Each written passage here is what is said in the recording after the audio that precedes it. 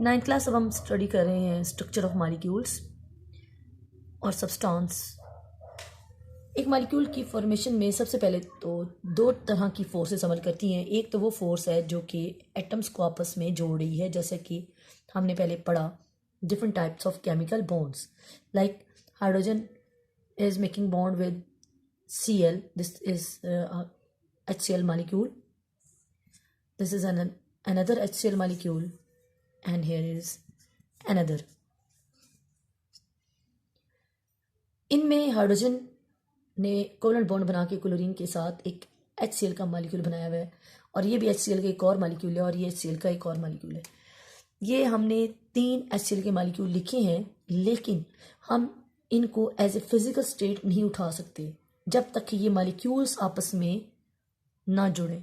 ठीक है, तो एक तो वो फोर्स थी जिसने एटम्स को आपस में जोड़ा और एक सिंगल मॉलिक्यूल बनाया, और एक वो फोर्स होगी जो मॉलिक्यूल्स को आपस में जोड़ेगी और उनकी फिजिकल स्टेट को एस्टैब्लिश करेगी।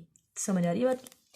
यानी कि a special type of force which is present between the molecules. This is. अब हमने दो तरह की फोर्सेस पढ़ ली जो कि मॉलिक्यूल की स्ट्रक्चर डिटरमिन करेंगी। एक वो फोर्स होगी जो कि बिटवीन द एटम्स होगी, बिटवीन द एटम्स। ठीक है, दैट इज कॉल्ड, हम इसको एक और नाम भी देते हैं,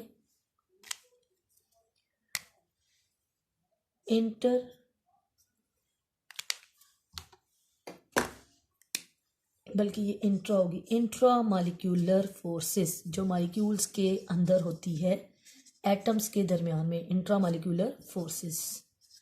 ठीक है, between the atoms, with in the molecule कह ले। ठीक है, with in the molecules, molecules के अंदर होती है। ठीक है, दूसरी है जी बिटवीन द मॉलिक्यूल्स। ठीक है, ये बिटवीन द एटम्स थी, ये है बिटवीन द,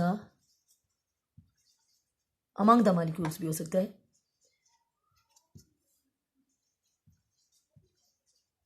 एक से ज्यादा मॉलिक्यूल्स भी हो सकते हैं। ठीक है, in other words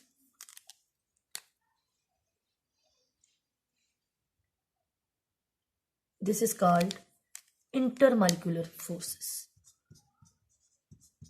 intermolecular forces. ठीक है जी, तो स्टूडेंट्स ये दो तरह की फोर्सेस हैं जो हमारे मॉलिक्यूल की स्ट्रक्चर को डिटरमिन करते हैं और उसकी फिजिकल स्टेट को डिटरमिन करते हैं। एक तो वो फोर्स होगी जो एटम को आपस में जोड़ के पहले मॉलिक्यूल बनाएगी, और एक वो फोर्स होगी जो डिफरेंट मॉलिक्यूल्स को आपस में जोड़कर एक उसकी फिजिकल स्टेट को इस्टेब्लिश करेगी। लेट्स सपोज अगर हम वाटर लिखते हैं, एक सिंपल वाटर का मॉलिक्यूल, तो हम उसका एक ड्रॉप नहीं पी सकते, हम उसका एक ड्रॉप देख नहीं सकते, जबकि वाटर के डिफरेंट मॉलिक्यूल इस तरह से इंटरमॉलिक्यूलर फोर्सेस के साथ जुड़े ना हों। ठीक है जी, अब इंटरमॉलिक्यूलर फोर्सेस हम दूसरे लफ्जों में केमिकल बॉन्ड्स को कहते हैं, जो कि हम ऑलरेडी स्टडी कर चुके हैं इसी चैप्टर में। ठीक है जी, केमिकल बॉन्ड्स को ही हम इंट्रामॉलिक्यूलर फोर्सेस कहते हैं, इट्स केमिकल बॉन्ड्स। और हमने 4 तरह के केमिकल बॉन्ड्स इसमें डिस्कस किए हैं। हमने पढ़ा आयनिक, कोवलेंट, ठीक है जी, फिर हमने पढ़ा कोऑर्डिनेट, और हमने पढ़ा मेटेलिक। ये हम 4 किस्म के covalent bonds, sorry chemical bonds यानी इंट्रामॉलिक्यूलर फोर्सेस, 4 टाइप्स की हम ऑलरेडी स्टडी कर चुके हैं। ठीक है, इसी तरह से इंटरमॉलिक्यूलर फोर्सेस भी 4 किस्म की हैं। Number 1 dipole,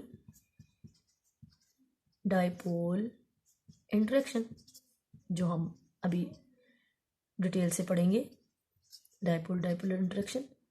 number 2 hydrogen bonding,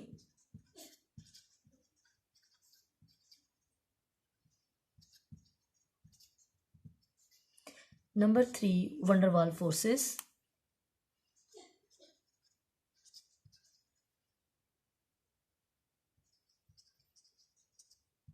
ये आप 2 अभी 9th में डिस्कस करेंगे। और 2 आप FSC में पढ़ेंगे। और लास्ट वन है induced dipole forces, induce dipole forces. ठीक है जी। जिस तरह से इंट्रा मालिकुलर फोर्सेस की 4 टाइप्स थी, इस तरह इंटर मालिकुलर फोर्सेस की भी 4 ही टाइप्स हैं जो कि मालिक्यूल्स के दरमियान में पाई जाती हैं। लेकिन स्ट्रेंथ के लिहाज से अगर हम देखें तो इंटर मालिकुलर जो हमारी फोर्सेस हैं वो थोड़ी वीक हैं। लेट्स सपोज इसमें 17 kilo joule energy is required per mole is required, और इसमें 430 kilo joule energy is required to break this bond. ठीक है, इस बॉन्ड को तोड़ने के लिए हमें 430 और इसको हमें तोड़ने के लिए 17 किलो जूल पर मोल एनर्जी रिक्वायर्ड होती है। इसलिए ये वीक है, इसको आसानी से तोड़ा जा सकता है, जबकि वो इंट्रामोलिकुलर फोर्सेस स्ट्रॉन्ग है।